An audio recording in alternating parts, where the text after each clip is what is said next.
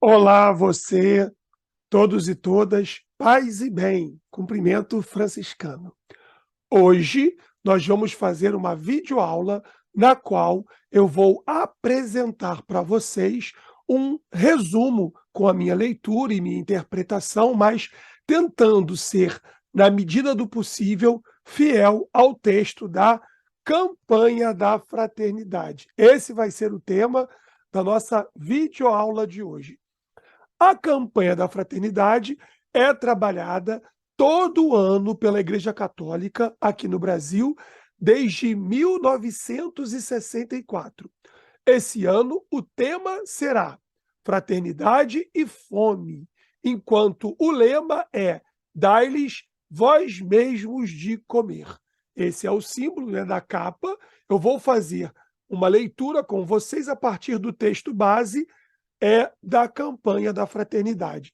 É claro que eu também vou usar, em um dado momento, a Bíblia Sagrada, eu vou usar o texto, né, da Bíblia do Peregrino, é a que eu gosto de estudar para preparar partilhas, homilias, coisas do tipo, porque ela tem notas muito bem explicadas e muito bem explicativas do texto bíblico. É uma boa tradução, é claro, da Bíblia católica. Então, com esses dois materiais nós iremos trabalhar. É claro que, por minha formação em História e Filosofia, esses conteúdos vão entrar um pouco aqui na nossa videoaula. Então, com vocês, vamos à nossa videoaula de hoje. Prepare-se e estudemos e pensemos melhor juntos. Então, como eu lhes falei, nós temos aí, né, o tema Fraternidade e Fome, logo em letras maiores aqui em cima, no nosso Canva, que eu compartilho com vocês, e o lema Dai-lhes vós mesmos de comer, do Evangelho de São Mateus, capítulo 14, versículo 16. A gente vai ler depois o trecho, né, a perícope maior mais adiante. Mas, por enquanto, fica esse trecho aí para a gente, tá? A campanha da fraternidade de 2023. É claro que em um vídeo anterior, eu comentei aqui no nosso canal que o historiador trabalha com 4 fontes. E uma dessas 4 fontes é a fonte iconográfica, que trabalha com imagens, fotografias, desenhos e coisas do tipo. Bom, aqui nós temos um desenho, uma fonte iconográfica. Temos o mapa do Brasil e aí 2 mãos, né, aqui, e mais 2 mãos mais da parte para o centro-sul. Na primeira, dá-se arroz para outrem e aqui uma mão partilha o feijão com alguém. Arroz e feijão, um prato muito importante e bastante nutritivo e comum entre nós brasileiros. Vamos então seguindo com o nosso Canva. Como a gente vai fazer a campanha da fraternidade, temos sempre uma oração que eu vou conduzir com vocês. Então, vamos à oração, né? Em nome do Pai, e do Filho e do Espírito Santo. Amém.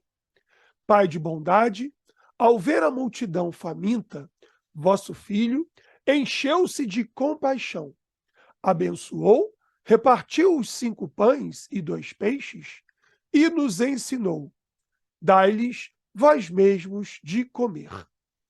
Confiantes na ação do Espírito Santo, nós vos pedimos: inspirai-nos o sonho de um mundo novo, de diálogo, justiça, igualdade e paz. Ajudai-nos a promover uma sociedade mais solidária, sem fome, pobreza, violência e guerra. Livrai-nos do pecado, da indiferença com a vida. Que Maria, nossa mãe, interceda por nós, para acolhermos Jesus Cristo em cada pessoa, sobretudo das abandonadas, esquecidas e famintas. Amém. Esta é a oração da campanha da fraternidade que nos convida a, junto, né, inspirados sempre pelo Pai, o Filho e o Espírito Santo, a fazermos o nosso melhor nesse tempo de Quaresma. Vamos lá. A campanha da fraternidade é o modo brasileiro como nós celebramos a Quaresma. Eu vou explicar porque o vídeo tem caráter também didático, né? A quaresma é o período de 40 dias que nós vivemos, experimentamos entre o final do carnaval, a partir da quarta-feira de cinzas, que já passamos, até a Páscoa. Nesses 40 dias, lembramos também Cristo no deserto, os 40 anos do povo hebreu saindo do exílio no Egito para ir para a região de Israel, Palestina. Então, é um momento em que nós devemos viver um pouco mais introspectivos e fazermos o nosso melhor, experimentar mais, né? O jejum, experimentar a oração e a caridade com nossos irmãos que precisam mais. E esse, né, tema também muito da caridade será explorado aqui, claro, junto com o jejum e a oração. Não é que um ou outro será abandonado, escanteado de forma alguma. Vamos lá. Embora não fique esgotado no período da quaresma, viveremos a campanha da fraternidade durante todo o ano e, melhor, durante todas as nossas vidas. Somos convidados, através da campanha da fraternidade, a viver em espírito de conversão pessoal, comunitária e social. A Igreja Católica nos convida para que vivamos isso em comunidade. A salvação, nós entendemos que é individual, mas nós buscamos e a trabalhamos de maneira comunitária, ou seja, em nossa comunidade.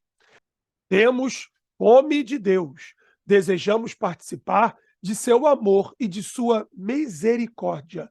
Isso aqui é muito importante, tá? Sentimos fome do pão do céu. Então, o trabalho, mãos à obra, a vida prática, mas também a CNBB nos chama atenção para a nossa fome de Deus, a nossa busca com o transcendente, com o Deus Pai, o Filho e o Espírito Santo. Então, não é simplesmente, tão somente trabalho prático, também é busca de ascese espiritual. A fome é um dos resultados mais cruéis da desigualdade entre nós humanos. Não é vontade de Deus a fome entre nós. Ela afeta inicialmente os mais necessitados. Atinge, contudo, a todos nós. Diz respeito à sociedade inteira. Eu disse que nós também traríamos aqui alguma coisa de filosofia para a nossa videoaula, porque também é minha formação e vocês no canal podem ver ali na apresentação que eu faço, tem ali a minha formação também filosófica. Bem, o que acontece? Segundo o filósofo, o pensador grego clássico Aristóteles, nós não podemos ser felizes em uma sociedade em que a miséria coexista conosco. Por quê? Segundo Aristóteles, essa miséria também nos afeta. Portanto, na sociedade em que vivemos hoje, em 2023, a miserabilidade de boa parte de nossos irmãos, o texto aqui vai falar no parágrafo 40 da campanha da fraternidade, 33 milhões de brasileiros vivem em situação de insuficiência alimentar, caminhando para a condição grave, passam fome. Ora, não é possível, vai nos dizer Aristóteles, que nós sejamos felizes numa sociedade tão cercada de miseráveis, porque a miserabilidade deles, de algum modo ou de outro, também nos afeta. Faz com que vivamos com medo, faz com que tenhamos medo do outro, aquela pobreza acaba nos afetando. Faz com que vivamos, talvez, em condomínios fechados, com que utilizemos carros blindados para buscar algum tipo de segurança, porque essa condição da miséria acaba afetando a todos nós. Então, para Aristóteles, tão importante na própria história da Igreja Católica, nós devemos buscar combater essa miserabilidade dos nossos irmãos, dos nossos semelhantes. Bom, o Papa Francisco, sem rodeios, vai afirmar: não há democracia se existe fome. Uma sociedade democrática, nos ensina o nosso Santo Papa, deve se preocupar com a supressão, com o fim da fome dos nossos irmãos. E aí eu botei uma frase de Madre Teresa de Calcutá, que tão brilhantemente viveu a fé, a esperança e a caridade. Ela vai dizer: se não puder alimentar 100 pessoas, alimente ao menos uma.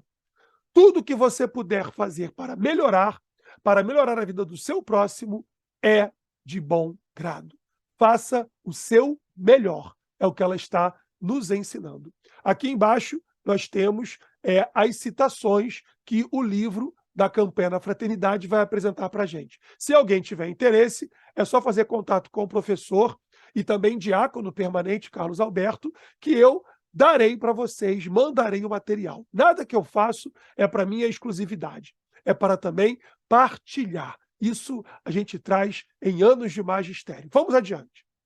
Objetivo geral da Campanha da Fraternidade: sensibilizar, tornar-nos sensíveis, né, a sociedade e a igreja para enfrentar o flagelo da fome, sofrida por uma multidão de irmãos e irmãs, por meio de compromissos que transformem esta realidade a partir do Evangelho de Jesus Cristo.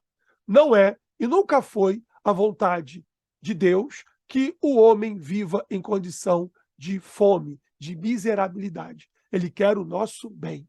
Quando Deus cria tudo, né, no livro do Gênesis, ele vai dizer que é bom, e ele faz para o bem, e não para o mal dos homens, para a humanidade, ou para a própria natureza que ele criou. Sigamos. Aí temos aqui 9 objetivos específicos que eu vou apresentar para vocês rapidamente. Primeiro, compreender a realidade da fome à luz da fé em Jesus Cristo. Se nós não entendemos a realidade da fome, nós não podemos combatê-la também. Um médico, para combater uma doença, uma disease, né, ele vai tentar diagnosticar o problema. A igreja nos chama atenção para que diagnostiquemos o problema. A campanha da fraternidade sempre trabalha com 3 pilares: ver o problema, julgar o problema e agir sobre o problema, buscando sanar o problema. Não é possível agir se você não consegue compreender aquilo com o que você está lutando. E no caso aqui é o problema da fome.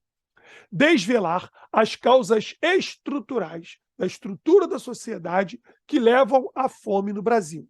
Esse tema, apresento para vocês, já foi objeto de estudos e de debate da Campanha da Fraternidade em 2 outras oportunidades. Em 1975, quando ainda vivíamos, né, a ditadura militar, e em 1985, quando já se falava em redemocratização no Brasil. Então, é a 3ª vez que trabalharemos esse tema. Estudamos isso em 1975, 1985 e agora, de novo, em 2023.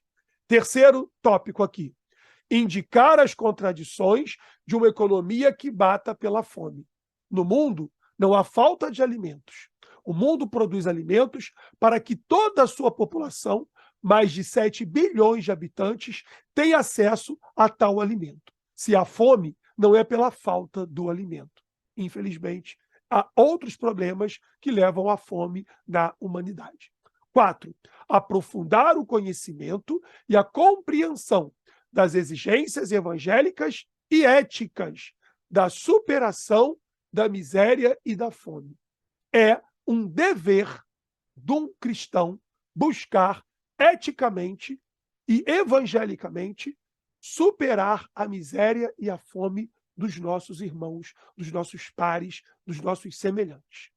5. Acolher o imperativo da palavra de Deus, que nos conduz ao compromisso e à corresponsabilidade fraterna. É um dever, é um imperativo. Aqui eu vou lembrar do filósofo alemão Kant, que ele fala do imperativo hipotético e do imperativo categórico. Aqui, no caso, é um imperativo categórico. Nós, enquanto cristãos, temos o dever de trabalhar para a supressão da fome. Não é nenhum favor um cristão trabalhar para que o seu irmão não viva em condição de fome, penúria, miséria. Bom, 6. Investir esforços concretos em iniciativas individuais, comunitárias e sociais que levam à superação da miséria e da fome no Brasil. É um dever nosso, tá? Gesto concreto, devemos trabalhar para tanto, individualmente, comunitariamente e socialmente, em todas as nossas dimensões de nossas vidas. Próximo, 7. Estimular iniciativas de agricultura familiar, agroecológicas e a produção de alimentos saudáveis. O Brasil é um grande consumidor mundial, o maior, talvez, de agrotóxicos. É importante que nós desenvolvamos a agricultura familiar, porque ela também produz aquela alimentação mais básica que o grande produtor, o grande agronegócio, muitas vezes não está preocupado não necessariamente com isso. Ele pode visar pura e simplesmente o lucro. E aí, o lucro não é a coisa mais importante para nós, mas sim a dignidade humana. Bom, 8.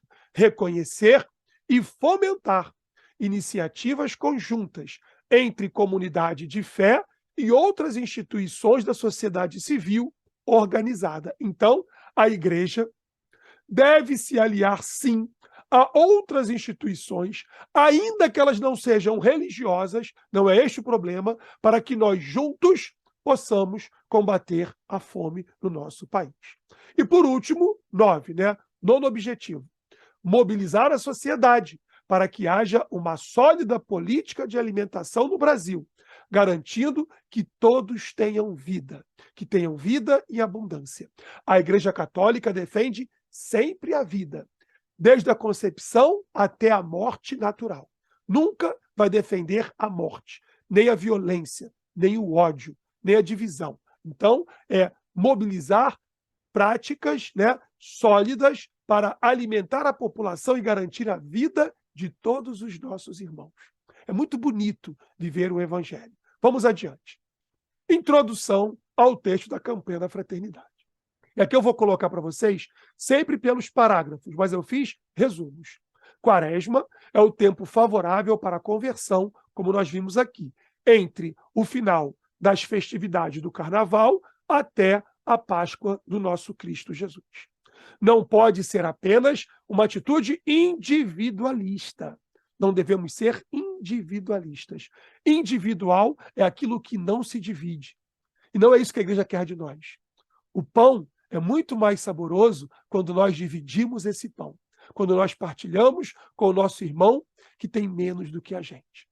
A CNBB, Confederação Nacional dos Bispos do Brasil, que todo católico deve respeitar, propõe à igreja e a todos os homens de boa vontade do país, pela 60ª vez, porque a primeira foi em 1964, em edição nacional, a campanha da fraternidade. A campanha da fraternidade tem como os objetivos permanentes: 1. Despertar o espírito comunitário e cristão na busca do bem comum. A Igreja Católica sempre reitera isso, o bem comum, que era muito bem defendido por Santo Tomás de Aquino na filosofia escolástica. Educar para a vida em fraternidade, olhar o meu irmão, vida fraterna, com carinho. Jesus, ame o seu próximo como a ti mesmo, é fraternal. 3. Renovar a consciência da responsabilidade de todos, não de alguns. Todos em filosofia é uma proposição muito forte, é para todos, pela ação evangelizadora, em vista de uma sociedade justa e solidária. A sociedade vai ser melhor e mais justa se também for solidária. E 3, a fé tem também uma dimensão social, não podemos esquecer isso. É espiritual, é transcendental, busca a elevação da nossa alma, mas não pode deixar de olhar para o lado e ver as necessidades, as vicissitudes dos nossos irmãos. E 4, não podemos ceder à cultura da indiferença. Quando o nosso irmão pobre passa diante de nós e precisa de nós, e se nós somos indiferentes a ele, nós também estaremos sendo indiferentes ao Cristo, que passa diante de nós. E ele vai nos cobrar posteriormente. Vamos adiante. Eu não sou fã de uma teologia negativa, mas devemos pensar também no nosso juízo. Façamos o nosso melhor. Vamos adiante. Introdução ao tema. Vamos lá no parágrafo 5. Para muitas populações pobres, a questão alimentar assume aspectos dramáticos devido a imensas catástrofes naturais e, sobretudo, devido a violências e desigualdades implementadas por prepotentes. Aqui tem as indicações, tá? As citações. A CNBB que está nos ensinando isso. Por aqueles que têm muito, e muito que têm não são satisfeitos com o muito que têm. Bom, o Papa Francisco, na FAO, Organização das Nações Unidas para a Alimentação e a Agricultura, no evento em que ele se encontrou no mundo, afirmou: para a humanidade, a fome não é só uma tragédia, mas também é uma vergonha. Somos todos responsáveis pela fome. É uma vergonha mundial, da qual, diria Platão, e diz o Papa Francisco, nós participamos. Somos responsáveis pela superação desse mal. Parágrafo 7º. A fome é repudiada por afrontar direta e imediatamente todos os princípios fundamentais da doutrina social da Igreja Católica, desde o século XIX. Os bens criados por Deus têm destinação universal. Não é para que alguns vivam a se resfastelar enquanto uma massa fique alijada, fique alienada dos bens que Deus nos ofereceu, como dádiva da sua bondade infinita. Pede-se dignidade e não esmola. Immanuel Kant, filósofo alemão. O primeiro valor de cada ser humano, ou seja, de todo ser humano, é a dignidade. Quando o nosso irmão vive na fome, ele perde a sua dignidade. E nós também, por correspondência, participando dessa humanidade, também comprometemos a nossa dignidade. É vocação, graça e missão da Igreja obedecer e cumprir a ordem de Jesus. Que todos tenham vida, que tenham vida e abundância, que partilhemos o nosso pão. Bom, agora eu vou fazer a leitura da perícope do Evangelho de São Mateus, capítulo 14, versículos de 13 a 21. Eu vou usar a Bíblia do Peregrino, como eu apontei para vocês. E a partir daqui, a gente vai continuar a nossa videoaula.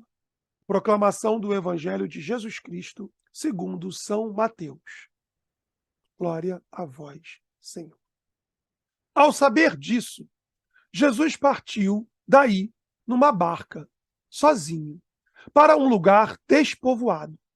Mas a multidão ficou sabendo disso e o seguiu a pé desde os povoados.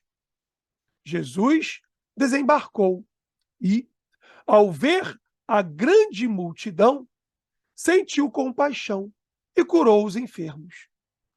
Ao entardecer, os discípulos foram dizer-lhe: o lugar é despovoado e a hora é avançada. Despede as pessoas para que vão às aldeias comprar alimento. Jesus lhes respondeu: não precisam ir. Dai-lhes vós de comer. Responderam: aqui não temos mais do que 5 pães e 2 peixes. Ele lhes disse: trazei-os aqui. Depois mandou a multidão sentar-se na grama. Tomou os 5 pães e os 2 peixes. Levantou os olhos ao céu. Deu graças, partiu o pão e o deu a seus discípulos. Eles o deram às pessoas. Todos comeram, ficaram satisfeitos. Recolheram as sobras e encheram 12 cestos.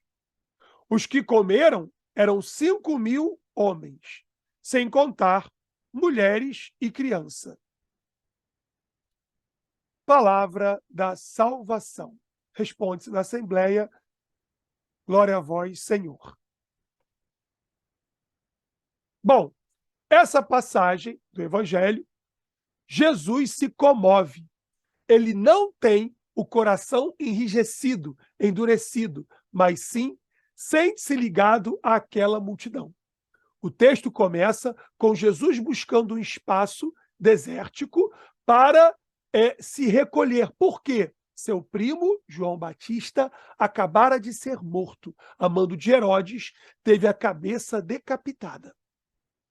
Ele foi decapitado a mando de Herodes.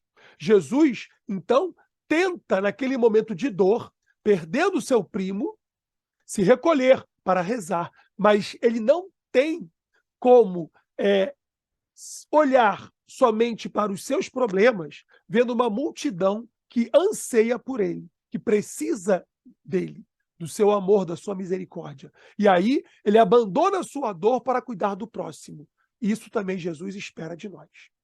E aí o que acontece? Jesus cuida de quantos o seguem. Ele quer que os seus discípulos se tornem participantes disso. Por isso que na passagem, Jesus pode fazer tudo sozinho, mas ele conclama, ele exorta os seus discípulos para que tragam aqueles 5 pães e 2 peixes, para que eles, Platão, participem daquele momento com ele. Aos poucos, né, esses poucos pães e peixes, com a força da fé e da oração, poderiam ser partilhados com toda aquela multidão. Nós também, ainda que sejamos pobres, nunca somos pobres o bastante para que não possamos partilhar o pouco que temos com nosso irmão que menos tem ainda. Jesus, parágrafo 18, né, se retira dali e vai para o deserto, quando ele entende que perdeu o seu primo, quando ele sabe que perde seu primo João Batista, que ele era, sabemos, 6 meses mais velho, enquanto homem, que é lugar e tempo de partilha, da igualdade, em que cada um conta com a solidariedade dos outros. O povo hebreu passou 40 anos no deserto para chegar ao Egito, e lá também passou fome, foi provado por Deus, e tem que partilhar aquilo que tem. Abandonados e explorados pelas lideranças religiosas e políticas de sua época, as multidões recebiam a atenção e o cuidado de Jesus. Deus nunca nos abandona. No final do dia, os discípulos querem mandar a multidão ir embora, no seu entendimento, porque eles são homens também como nós. O santo não é aquele que nunca errou, mas é aquele que luta contra os seus erros, contra os seus pecados. Mas Jesus os repreende, como a gente viu, e vai dizer, eles não precisam ir embora. Dai-lhes vós mesmos de comer. Ele conclama os seus discípulos e nos conclama hoje para que nós trabalhemos. Todos comeram e ficaram saciados. Segue o texto que acabamos de ver.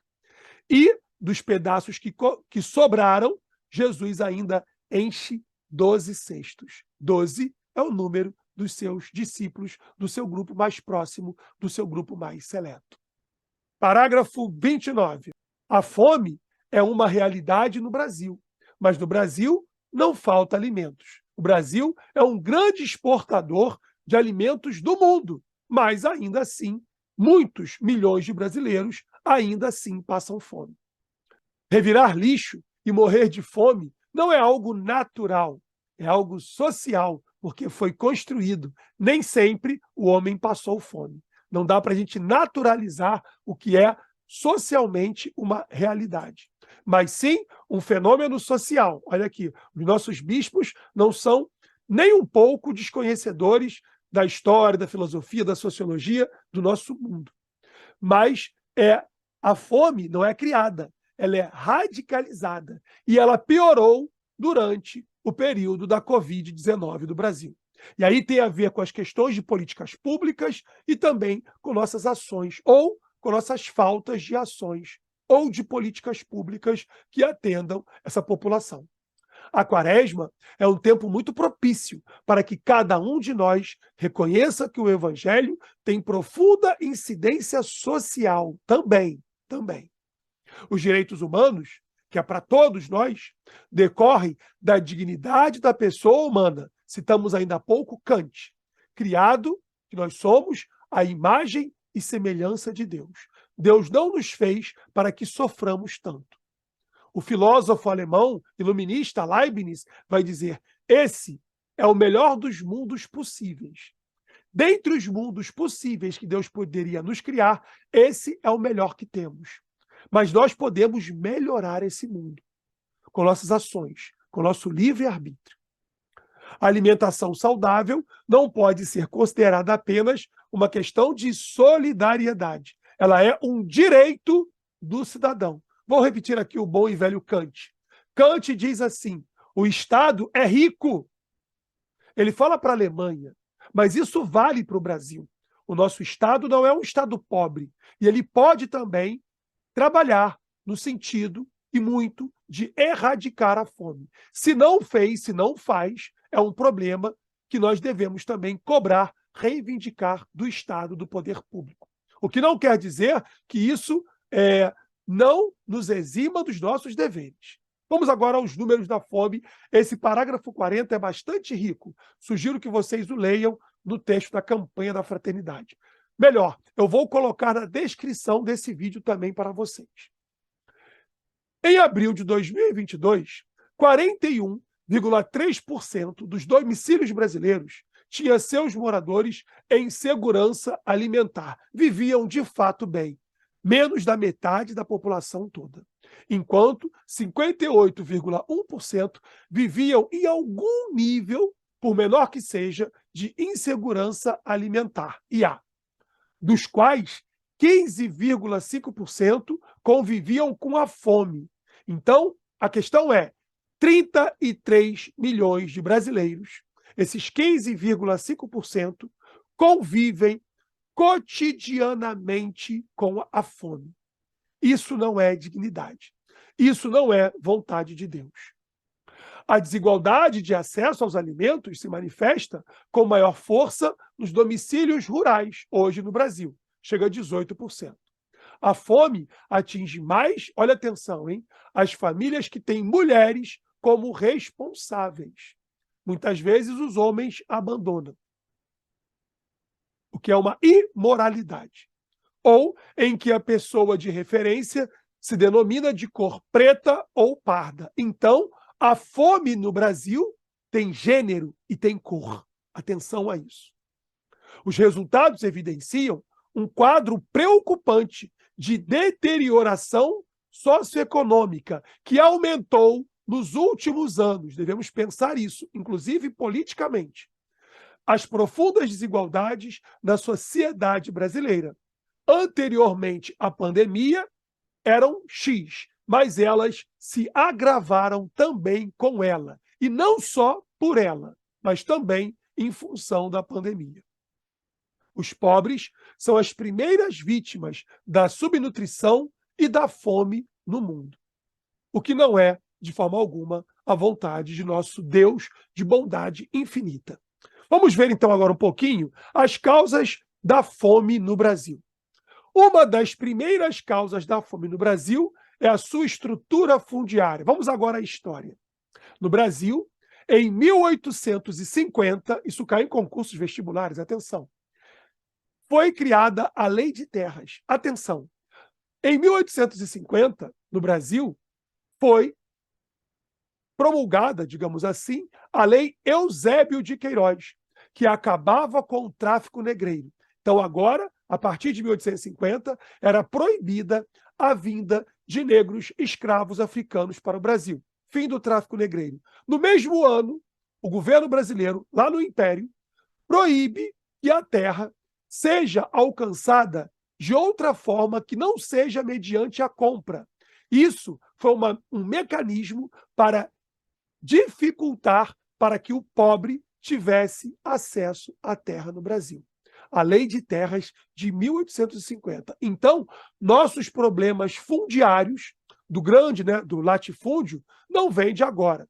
Vem das nossas Seis Marias, vem da Lei de Terras e vem seguindo na história do Brasil, infelizmente. Isso é um problema estrutural e devemos, de algum modo, buscar uma solução pacífica, nunca pela violência. Nossa distribuição de terras é excludente, expliquei para vocês as causas históricas, e causadora de enormes desigualdades socioeconômicas. A política agrícola no Brasil é perversa. Grande parte da produção se dá na forma de commodities. O que são commodities? O Brasil produz muitos produtos primários para vender para o exterior. Não é que nós não possamos fazer isso. O problema é quando se foca exclusivamente nisso ou prioritariamente nisso, abandonando a nossa população mais carente ao léu, vivendo em fome, em insegurança alimentar, como vimos aqui, nossos 33 milhões de famintos do Brasil. Cortes significativos acontecem na agricultura familiar. Isso é um problema que devemos resolver. Incentivar a agricultura familiar. É preciso não só matar a fome, é importante emancipar o faminto, dar ao faminto condições para que ele possa crescer, dar oportunidade. A sociedade deve oportunizar. A fome tem suas causas também em comportamentos morais lamentáveis, a busca egoísta do dinheiro, do poder, a perda do sentido do serviço à comunidade. É uma visão extremamente individualista que nos afeta. Se nós não nos policiarmos, nós tendemos ao individualismo. A teologia católica nos ensina isso. Nós temos uma tendência natural para a concupiscência, para o pecado. Devemos ficar atentos a isso e a superar, entre outras coisas, esse nosso individualismo, a indiferença egoísta. Não podemos, repito, sermos indiferentes à dor dos nossos irmãos. A escassez de água também é outro problema no Brasil. Muitas vezes, aqueles que têm insuficiência de alimentos também têm insuficiência de água. Bom, o país precisa urgentemente de políticas sociais integradas que possam atender as populações mais fragilizadas, sem renda ou com a diminuição. Lutar para pagar moradia e alimentação. Pela Constituição brasileira, o salário mínimo deveria ser o bastante para dar a cada cidadão brasileiro, a uma família de 4 pessoas, dar saúde, habitação, alimentação, transporte e lazer. Nós sabemos bem que hoje, com o salário mínimo que ganha o brasileiro, não dá bem para uma família de 4 pessoas simplesmente se alimentar. Quem dirá os outros 4 itens que eu citei aqui para vocês? A aversão e desprezo aos pobres, aos famintos e aos vulneráveis recebeu o nome de aporofobia. Nós não podemos fazer com que essa arquitetura hostil, citada no parágrafo 65, seja o mote para nós brasileiros. Então, não devemos fazer obras de engenharia que excluam o pobre. Por exemplo, um ponto de ônibus em que um morador pobre de rua não possa deitar, encontrar um abrigo da chuva e dormir. Isso é uma obra aporofóbica, fobia ao pobre. Não podemos fazer isso. Não é um cristão, não é o papel de um cristão viver e compartilhar da aporofobia. 67. A fome contribui na destruição das famílias. Gera violência doméstica, violência no campo, na cidade e leva à perda do sentido da vida. Uma família que vive na miséria, não digo pobreza, mas na miséria, ela tem mais possibilidades de se colapsar, de destruir. E a igreja defende tanto a família. Defendendo a família, devemos, claro, também defender os nossos irmãos mais desvalidos. E é causa do êxodo rural. Se o homem no campo tem dignidade, ele não tem a necessidade de vir para o espaço urbano. Ele vai viver bem onde ele está bem. É lógico isso. Pessoas expostas a riscos sociais de insegurança alimentar, leve ou moderada, subsistem com uma alimentação que não é saudável, come mal. Quem vive mal, quem ganha muito mal, come também mal. E isso vai comprometer a saúde das pessoas. Vai diminuir, inclusive, a expectativa de vida delas. Vai comer muitos embutidos, salsichas, né? Presunto, que não é tão barato assim. Alimentos embutidos não são os mais saudáveis. Isso vai levar a doenças como diabetes, hipertensão, câncer. Diminui, claro, repito, a expectativa de vida dos nossos irmãos. Em crianças, a fome compromete o desenvolvimento físico e cognitivo, dificulta a aprendizagem. Imaginem você, eu na escola, dando uma aula sobre Kant, que nós aqui citamos algumas vezes, e a criança com fome. Ela não quer saber o que é imperativo hipotético, o que é imperativo categórico. Não quer saber os valores, as 10 categorias, né, de Kant. Não quer saber o que é a priori ou a posteriori em Kant. Ela primeiro quer nutrir-se, quer se alimentar. E aí sim, alimentada, ela pode estudar também melhor. E isso vai nos levar, o texto vai falar disso aqui na campanha da Fraternidade, que nas escolas é importante que nossas crianças e adolescentes tenham uma boa alimentação, uma alimentação saudável, uma alimentação balanceada. Isso é dever também do Estado, em todas as suas esferas, né? Federal, estadual e municipal. Fome e educação. Aqui já acabei antecipando, até porque sou professor. A educação foi tema da campanha da Fraternidade do ano passado. E para que nós tenhamos alunos melhores, temos que nos preocupar em alimentá-los também melhor. Isso não é um favor, é um dever do Estado e também da sociedade. Daí se fala do Programa Nacional de Alimentação Escolar, PNAE. É um dever do Estado alimentar bem as nossas crianças. Isso acontece desde 1955. E nós tivemos, nos últimos anos, congelamento, corte da verba da alimentação. Isso não se faz. É criminoso tirar das crianças alimento. O muito que se tem feito no combate à fome. Há muita gente no Brasil lutando contra a fome, graças a Deus. Muitas são as igrejas, a Cáritas, os movimentos, né? O atendimento às famílias carentes. As igrejas, elas têm que trabalhar, sim, nesse sentido de viver, né? Não só na quaresma, mas sobretudo na quaresma, né? O jejum, a oração e a caridade. A Igreja Católica trabalha isso e trabalha muito bem, mas nós sempre podemos aumentar as nossas ações caritativas. A Cáritas, criada no Brasil, né, em 1956, tem sua origem na ação mobilizada de Dom Helder Câmara, lembrem dele, um grande e santo cardeal da Igreja Católica, no combate à fome, à pobreza, à miséria e às injustiças sociais. A pobreza e a fome não são castigos de Deus, atenção, hein? Não é Deus que quer isso aí para a gente. São resultado de um modelo social, político, econômico injusto. A fome é uma ofensa a Deus. Um cristão deve combater a fome, porque ela também ofende a Deus. Olha que bela foto aqui da nossa Santa Madre Teresa de Calcutá. Vamos lá. Fome e política, porque tudo acaba envolvendo também a política.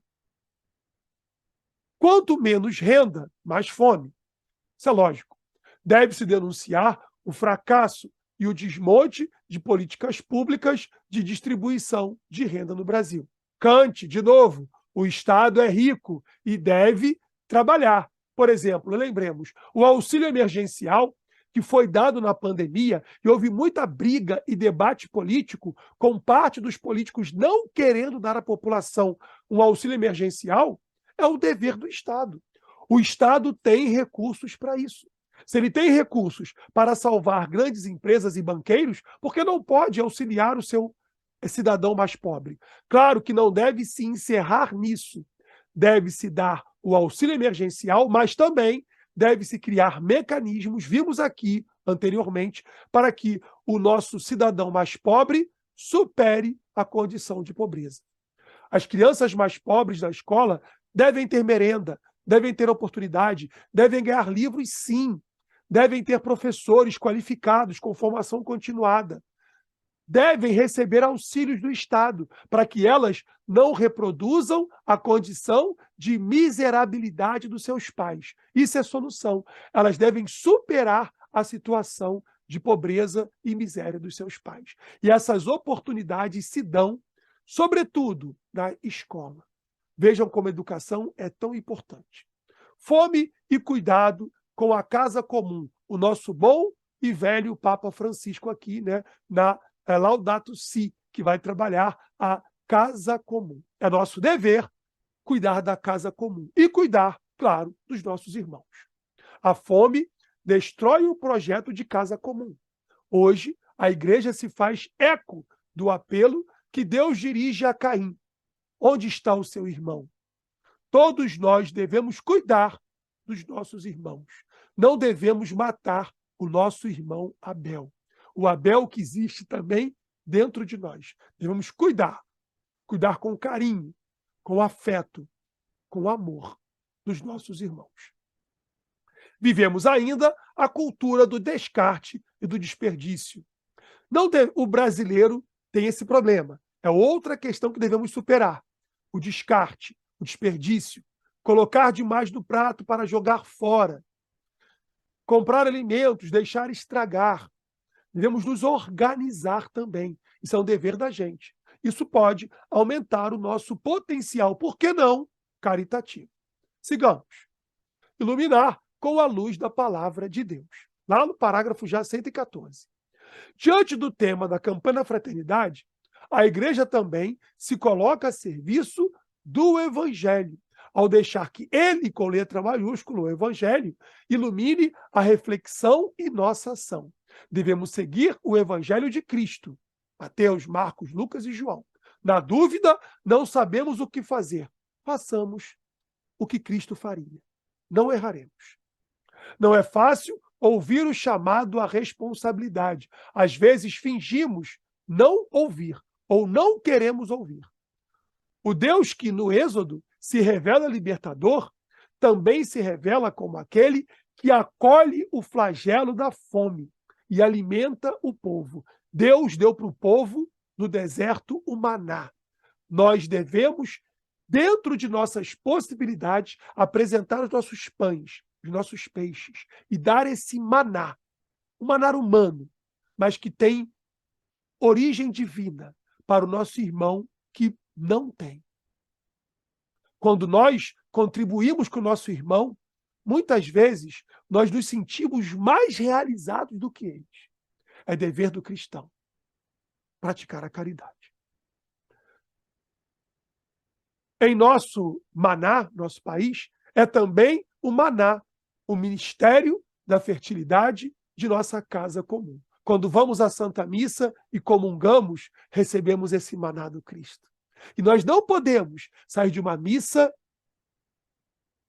sem olhar a necessidade dos nossos irmãos, daqueles que muito e tanto precisam. Missa é também missão.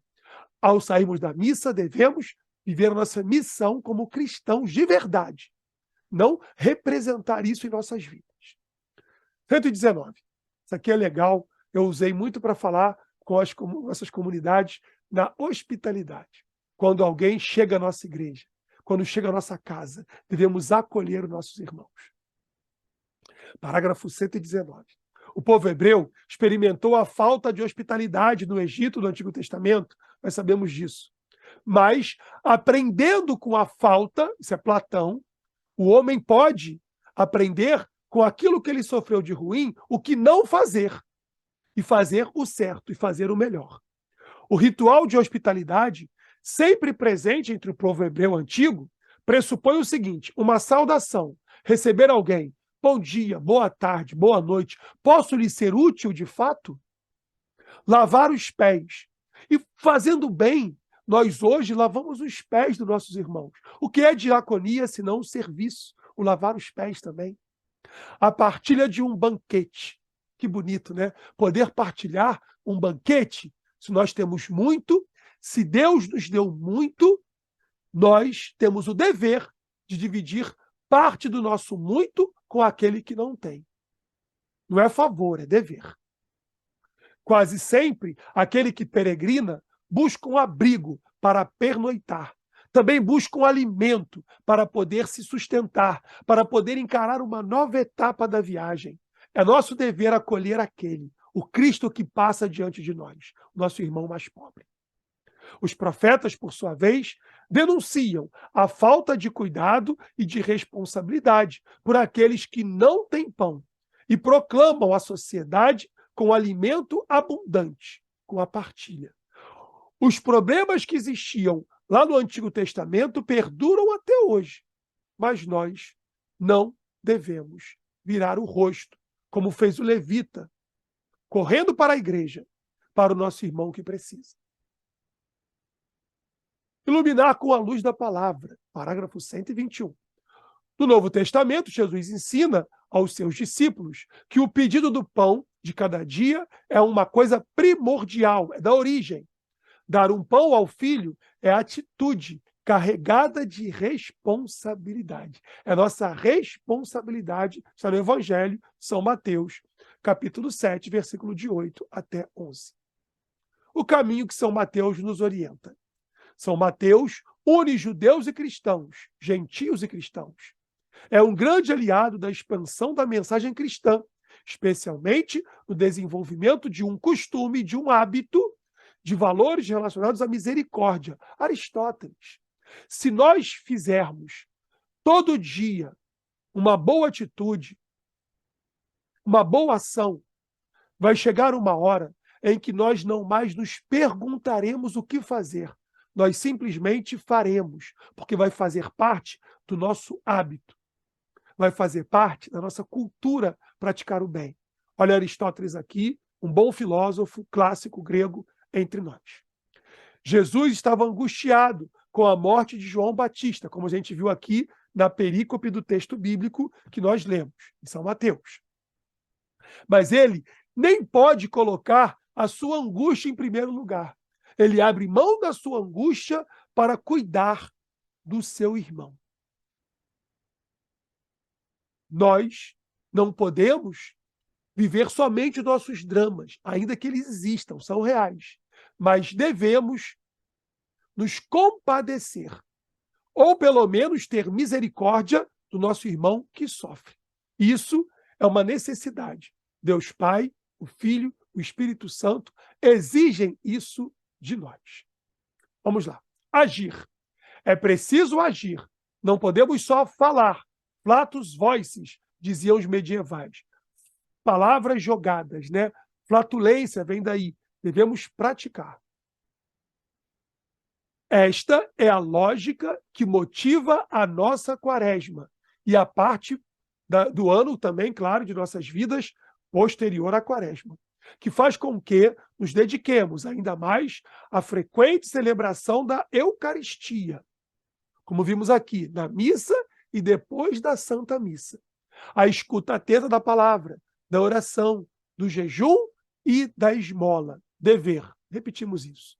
Motor do nosso agir não é senão a mística seguida do seguimento de Jesus Cristo. A caridade não é um luxo, nos ensina o Papa Francisco, é uma condição de sobrevivência para um elevadíssimo número de seres humanos. A ajuda fraterna ao irmão que sofre e o empenho na construção de estruturas sociais mais justas que permitam a todos viver com a dignidade. Primeiro, o valor do homem é um dever, não é um favor, é um dever do cristão. É preciso alimentar o faminto hoje, no momento da fome. Como dizia o sociólogo Betinho, quem tem fome, tem pressa. Devemos agir já, não depois de amanhã, depois. Quando esteve no Brasil, o Papa São João Paulo II, em Teresina, no Piauí, dos estados mais pobres do Brasil, viu em meio à multidão um cartaz com os seguintes dizeres: Santo Padre, o povo passa fome. E de pronto o Santo Papa respondeu: fome de Deus, sim, devemos ter. Fome de pão, não devemos ter. Devemos compartilhar o pão que temos. Bem, meus queridos, agora nós vamos ouvir com o nosso irmão Mateus o hino da campanha da Fraternidade 2023. Atentem à letra do hino e procuremos viver esse hino. E no mais, vamos ficar por aqui. Muito obrigado a todas e todos que estiveram conosco nessa videoaula. Não se inscreva de deixar o seu like, não se esqueça de deixar o seu like e, se ainda não é o caso, se inscreva em nosso canal do YouTube Aprendendo a Filosofar. Fiquemos com o hino. Um grande abraço a todos e todas. Paz e bem. Que o nosso bom Deus abençoe cada um de vocês. Estivemos reunidos em nome de Deus, que é Pai, Filho e Espírito Santo. Amém. A alegria do Senhor seja a vossa força. Ide em paz, que o Senhor vos acompanhe. Um grande abraço. Paz e bem.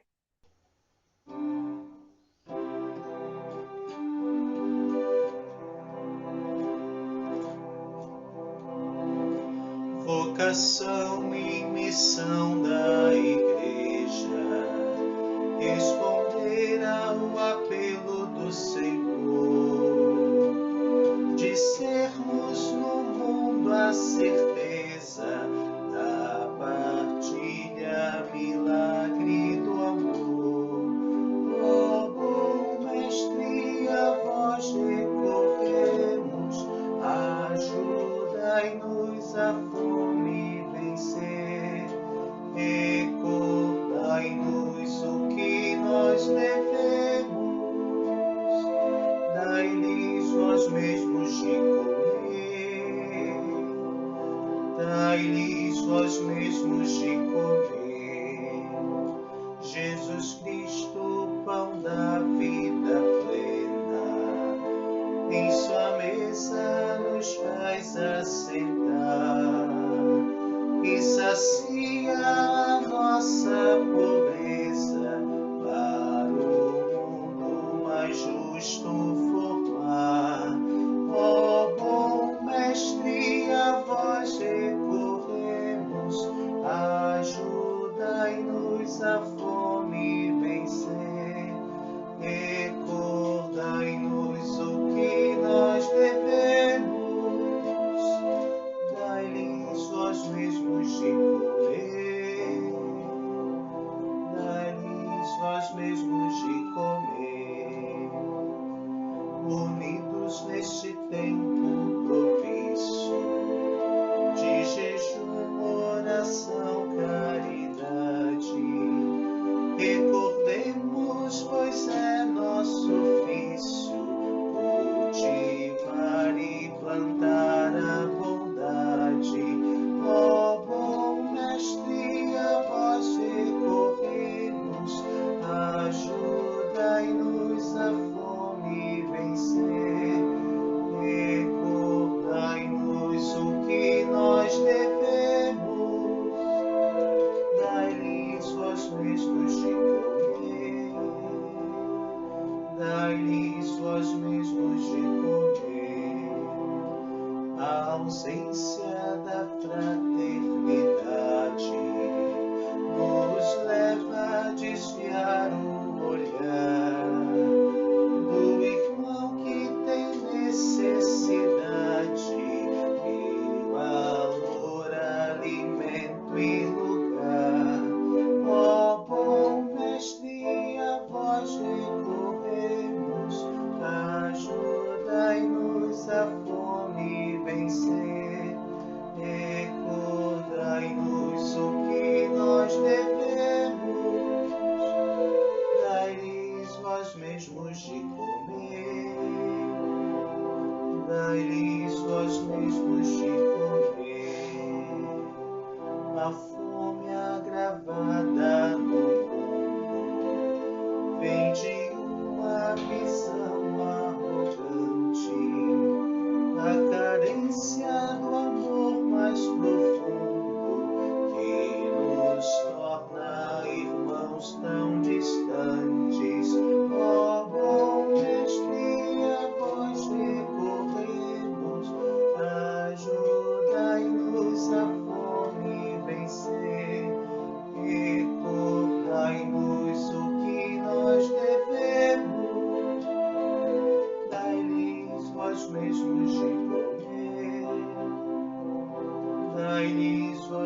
mesmos de comer. Nas cidades, em todo lugar, que se abra o nosso coração, a alegria de poder partilhar o pão nosso em feliz oração. Ó bom mestre, a vós recorremos, ajudai-nos a fome vencer, recordai-nos o que nós devemos, dai-lhes vós mesmos de comer, dai-lhes vós mesmos de